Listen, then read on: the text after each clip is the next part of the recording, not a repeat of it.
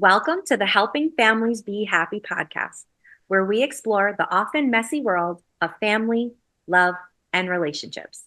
I'm your host for this podcast, Adina Oberman, a mom, former preschool teacher, picture book lover, and member of the Familius marketing team. I'm also the creator of Big Books for Little Hands, a site dedicated to connecting parents and teachers with the best books for the ups and downs of life with little ones. We welcome today's guest, John Schlim. John is a Harvard-trained educator, artist, advocate, and international award-winning author of 27 books, including What Would Gen Z Do? Everything you don't know about Gen Z, but should, and The Star Jumped Over the Moon. He was among the first in the country to start piecing together the authentic and multifaceted face of Generation Z beyond the stigmas, stereotypes, and often misguided media profiling of these dynamic young people who remain largely misunderstood and vastly underestimated. John is also the creator of such participatory and public art projects as the Gen Z Time Capsule, in collaboration with the Andy Warhol Museum, The Brain That Changed the World Is Yours project, and the Smile Coin Project, in collaboration with Gen Zers at the intersection of STEAM and mental health awareness and community service. The Brain Zine, in collaboration with AllMed Healthcare Management, and The Smile That Changed the World Is Yours, which has been installed across the country. John has appeared on such national media outlets as The Ellen DeGeneres Show, Hallmark Channel's Home and Family, Bravo's Watch What Happens Live, NPR, Martha Stewart Living's Everyday Food, The Splendid Table, QVC, and EWTN's The World Over. For more information, please visit www.johnschlim.com. This episode aligns with the Familius habits, heal together and learn together. You can learn more about the Familius 10 Habits of Happy Families by going to the Habit Hub blog on familius.com. Welcome, John. It's wonderful to have you on the podcast. It is so awesome to be here with you, and especially to be with a fellow teacher. I love sitting down with fellow educators and having great chats like we're about to. Thank you so much. It's an honor to talk to you. We are very fortunate to have you on because we want to talk about a really important topic, which is that September is Suicide Awareness Month. And we're so fortunate to have you on the show because you've worked closely with Gen Zers. And I remember when we were first looking at putting your book together and reading your words that really, really stuck with me, that Gen Z has the highest suicide rates as compared to any other generation. And that really stuck with me. So can you talk about how you came to be working with Gen Z and how you feel that the information that you've gathered from them, why you feel they have such high suicide rates? So mental health was really the connecting point between me and Gen Z when I first crossed paths with him about 8 years ago. Now, in my classroom at the university where I was teaching at the time, I didn't even know that there was a new generation. I thought we were still in the land of millennials, who I also had great respect for. But I could tell there was just something a little bit different about this group of freshmen that I had. And one day I playfully referred to them as millennials, and not in a bad way, because again, I thought they were millennials, and they're like, we're not millennials. And I was like, whoa, okay, number one, I'm on to something. And number two, who or what are you? And they said, we're Generation Z. And I said, okay, you know what? I'm going to spend the rest of the semester figuring out what that means. And I have not stopped for 8 years now, and I'm not going to stop, because what I very quickly realized one of the big things that sets them apart is how open and courageous they are in sharing their journeys, especially pertaining to mental health. And, within mental health, especially pertaining for many of them to their journeys with suicide, whether it's been suicide attempts they've made or people close to them. And I was just so inspired by how open they were to talk about this because it's the first time in history that we've had a generation who is so open about talking about these challenges. And even to this day, when I'm talking to Zers, I will say to them, look, just by the mere fact that you guys say words like anxiety, depression, suicide, I need help, that is the biggest leap forward the world has ever seen in mental health awareness. And it's already a gift your generation has given to the world. And so it's been such an honor to be with them on this journey, to help put a face on this generation. But they have really pulled me into mental health advocacy. But to your point, yeah, one of the great ironies of this generation, they have the highest suicide rate of any generation in history, but they're also the most open generation in talking about it. And so there's a lot to unpack there, and I continue to work on unpacking what that means and why that is. So let's unpack that a little bit because you are the source, and I think it's so interesting, this dichotomy of of a generation being so um so responsible for destigmatizing all of these Yeah. conversations about mental health, but then also being this generation that struggles so profoundly. So can you talk a little bit more about, um give us some insights? Why do you think that they are the generation that has the highest suicide rates? Well, I think that is a question that maybe in 50 to 100 years, researchers are going to be able to look back on. I think, all of us are sort of searching for that easy 1 + 1 = 2 answer, and there really is no answer. I wish I had it for you. I don't. And, what I have found, the more I talk with Gen Zers, the more I talk with mental health experts, which as an advocate, I feel is very important to do because that's how I learn, the more I find that there is no one answer. It's so individualized.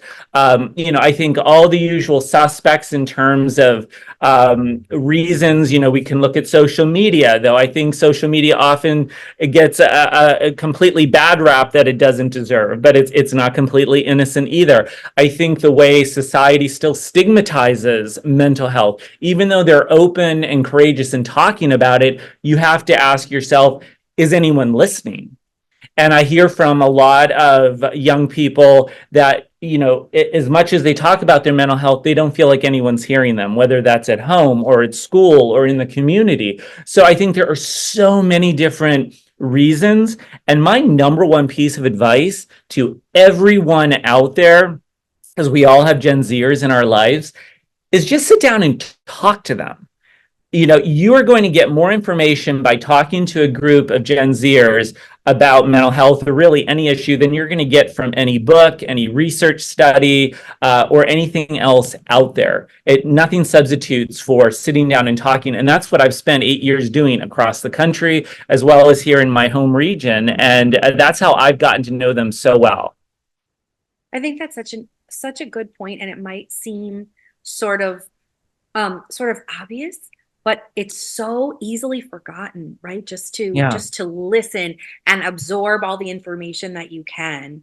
um I think it's so interesting that we have this generation that's so open and so verbal, and yet they still feel like they're not being heard. So that is an excellent piece of advice for all of us who have Gen Zers in our lives. Do you um so you talk a lot in your work and in your book about how there's um that Gen Z gets such a bad reputation and they're so misunderstood. So do you have some key ideas that will help everyone to sort of understand Gen Z a little bit better, or maybe work better, I guess?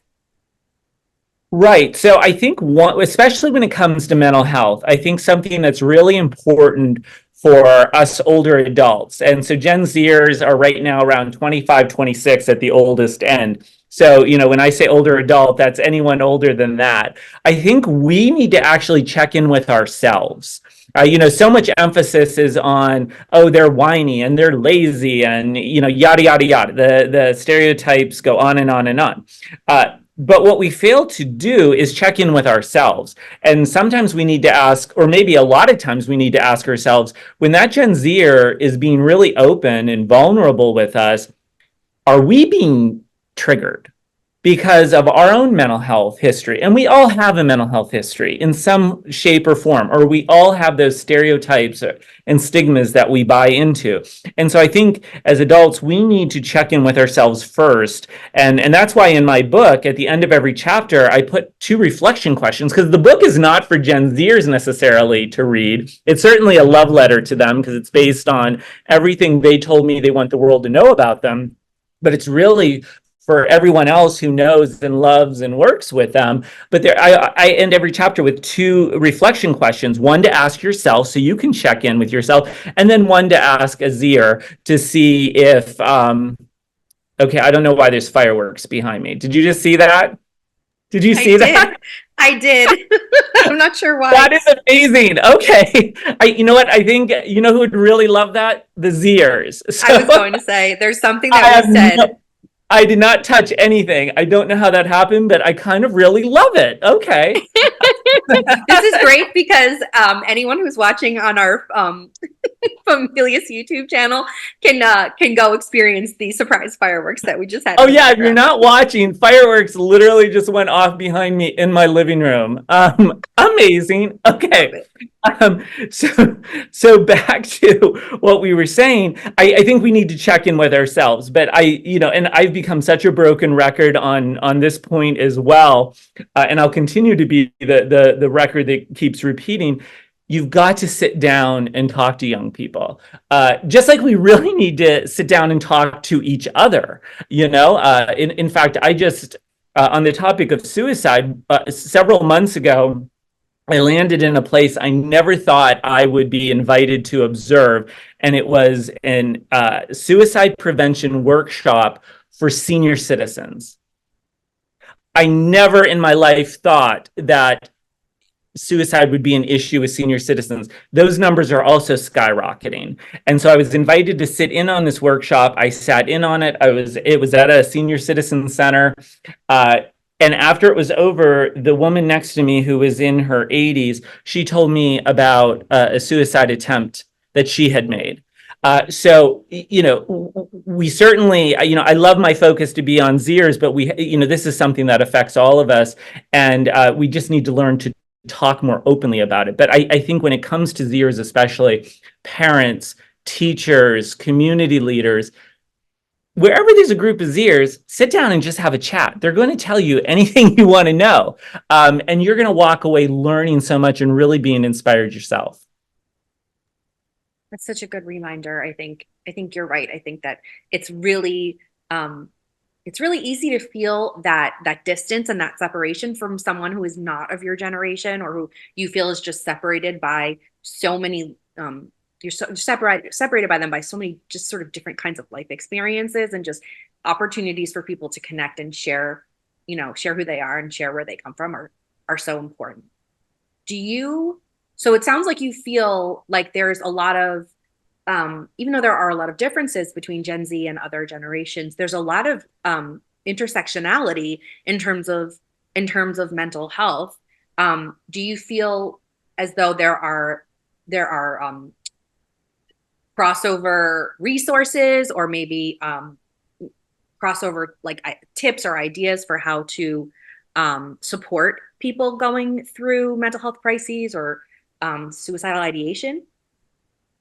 Yeah, I mean, today there are so many sources out there. I think we need to educate ourselves. What are those resources in our communities, beyond our communities? But I also think, again, it comes down to that very grassroots move of just talking to one another. And so when I'm in schools, I really encourage teachers who certainly are busy enough and have, you know, this as a educator, and have so much already on their plate. In fact, schools today, I have such great respect for everyone in them, but they really are like treadmills, and someone keeps turning up the speed and everyone's just running as fast as they can. But even so, I encourage teachers especially to take one class, even if it's one class in the fall, one class in the spring. Put your lesson plans aside and just sit down and have a conversation with your students.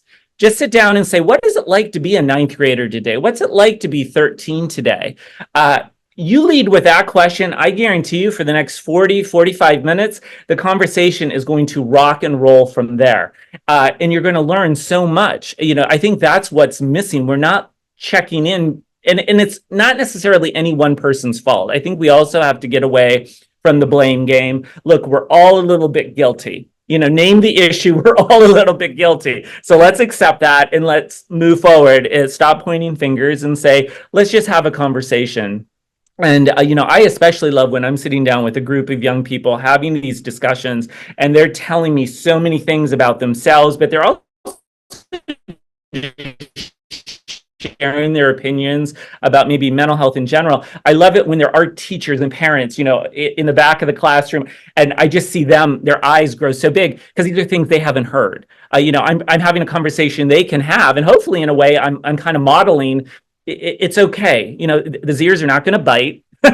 You can sit down, you can have a great conversation with them, and hopefully all of you will walk away better informed, because it's one of the main things I hear from these young people is they feel like nobody is listening to them. And I also think that, especially on social media, there, you know, and I follow all the organizations, all the, you know, advocates, all of those sorts of folks, because I'm legitimately interested in what is happening at any one time in terms of the messaging. And there is no shortage of cliches and virtue signaling. And I think it all comes from a good place. I'll give the benefit of that, but it's being ignored. And, you know, young people as well as older people who are going through mental health, they're telling me again and again, not only are these cliches and virtue signaling messages being ignored, but they're becoming triggers. I sat down last year with a group of men who are at a facility near where I live. They're all involved in the mental health or in the criminal justice system, and they're at this center for a variety of reasons. And I asked them what the word hope means to them. And the answer I did not expect to get was, it's become a trigger word because that word is thrown around. There's always hope. And they think that that's somehow magically going to take care. And again, I love the word hope. I love the concept of hope. You know, we should all embrace it in our own way. But that taught me such an incredible lesson about how I word things myself. And, you know, we just can't, we got to watch what we're putting out there, because a lot of this is just being ignored, or even worse, it's triggering people who don't need to be triggered. That's so interesting, and I think such an important point for everyone to understand how you know, words that we find encouraging or even innocuous can then be triggers. So I'm so glad that you shared that with our audience. Can you also explain to our listeners who might not be familiar with the term virtue signaling? Can you explain what that is? Well, very basically, you know, and I think we see a lot of celebrities do this. A lot of big companies will do this. You know, pick the issue, and suddenly they're putting messages out that they support this group of people, or they support this sort of message. And especially when you've never heard that from them before, you know, you have to kind of question: are they really sincere? Or is this just a marketing ploy? Is this just them looking good so that their audience won't get angry at them, or that their audience will be sympathetic and say, oh yeah, we want to buy that product, or we want to go to that movie because, wow, they really get me. You know, look, I'm a old publicist. I from way back in the entertainment industry. I know all the tricks.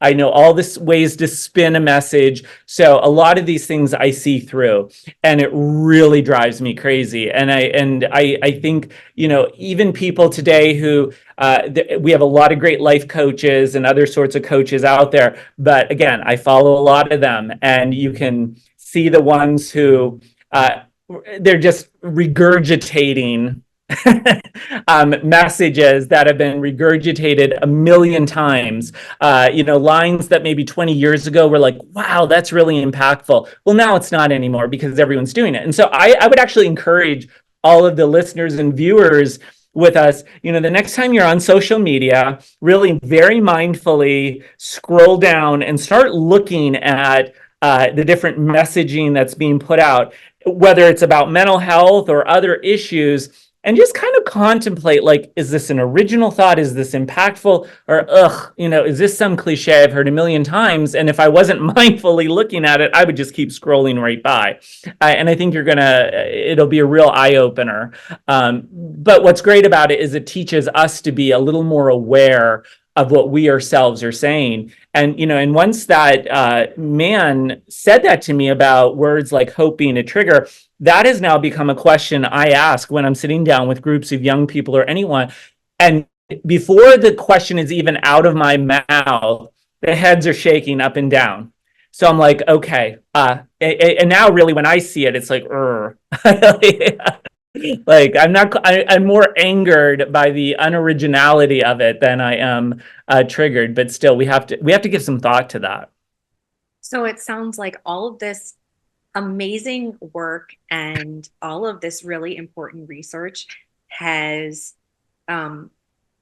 really informed who you are and how you interact with the world, and is informing how so many other people will then go out into the world and interact with people. So it just sounds like the work that you're doing is absolutely incredible and just absolutely priceless. So I appreciate you being here today to share all of that with us. I love the point that you made of so much of what we see, especially on social media, being sort of performative and not necessarily representative of truth, especially on social media. And just in general, informing people about being more media literate.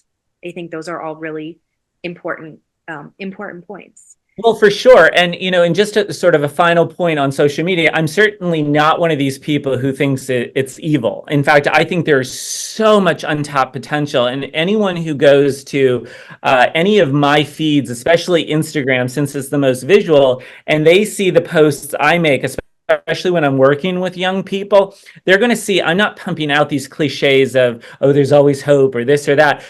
You'll see pictures of me having fun with Zers, and we might be working on a mental health project, but it's like driving home the point of, here's the real face of these Gen Zers who are very sincere, but they still know how to have a lot of fun while they're putting out an important message. And I think those kinds of posts have a greater impact than these throwaway lines that no one is listening to anymore. It's so true, because I think that so much of what's on social media is sort of, it's very black and white, right? Like it's we're painting. Sometimes there are these creators that paint this picture where everything is perfect, everything looks perfect, everything's beautiful, because they're not showing you the bad and everything's edited. Or a lot of, very, I guess I would say intense and sort of very dark looks at mental health. And I think what you're talking about is presenting much more of a balanced view. So, and promoting this idea that, like you said, like social media and is not all bad, it's not all good, and that there's this amazing opportunity to present reality of, the ups and downs and the good and the bad, and making people more aware of the fact that that's real life is both. So I like right, and it's really about creating that comfortable space where we can have these conversations and where we can use words like suicide, and in a way, just like you and I are talking, we can have a conversation about it without feeling shame or without being embarrassed or thinking like, oh, is this something that's even appropriate to talk about? Absolutely. Have those conversations, but do them with an open mind and do them with respect for whoever's sitting in front of you, sharing their own opinions. Yes, absolutely. As we begin to wind down, I want to make sure that our listeners can get in touch with you. So, what's the best place to find you online? So I'm across social media, but if they go to my website, all of the links are right on top. And that's johnschlimm.com, JOHNSCHLIMM.com. And I especially love Instagram. I'm such a visual person. So, if folks go, especially to my Instagram, they're going to see a lot of pictures of me having fun with Gen Zers. That is so much fun. Thank you so much for being with us today, John. As we conclude today's podcast, I'd like to thank Familius for their support in bringing this podcast to your ears and your heart. We'd be thrilled if you subscribed to the podcast and left us a review. And when you're ready for the next amazing book adventure, we'd be honored if you choose a book from Familius.